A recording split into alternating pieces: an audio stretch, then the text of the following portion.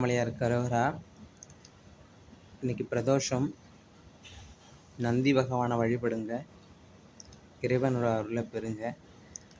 முதல்ல நம்மளுக்கு எல்லா வகை நன்மைகளும் கொடுக்கக்கூடிய சிவபெருமானிலிருந்து வரத்தை வாங்கி கொடுக்குறவரே நந்தி பகவான் தான்.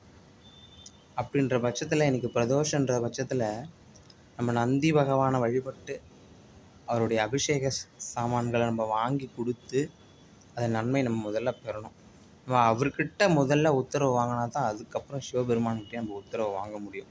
சிவபெருமான் எல்லா வகை நன்மைகளும் செய்வார். ஆனால் இருந்தாலும் அதற்குரிய ஒரு நபர் இருக்கிறார்.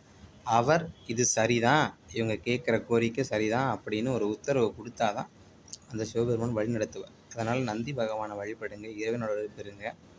நம்ம சொல்லுவோம், நீண்ட நாளாக எங்கள் வீட்டில் நிறைய சுப நிகழ்ச்சி நடக்கவே இல்லை, நாங்கள் எப்போயாச்சும் எங்கள் வீட்டில் ஏதாச்சும் ஒரு சுப நிகழ்ச்சி நடக்கும்னு நினைக்கிறோம், எதுவும் நடக்கலை அப்படின்னு சொல்லி நினச்சிட்டு இருக்கிறவங்களுக்கு நான் சொல்கிறேன், இந்த ஆடி மாதங்களில் வரக்கூடிய இந்த பிரதேசத்தில் நந்தி பகவானுக்கு விரலி மஞ்சள் இருக்கு இல்லையா, அதை எண்ணிக்கையாக கவுண்ட் பண்ணி நீங்கள் கட்டி நீங்கள் நந்தி பகவானுக்கு சாத்தினீங்க அப்படின்னு சொன்னால் உங்கள் வீட்டில் சுப நிகழ்ச்சி நிச்சயமாக நடக்கும் அப்படின்றத ஐதீகம்.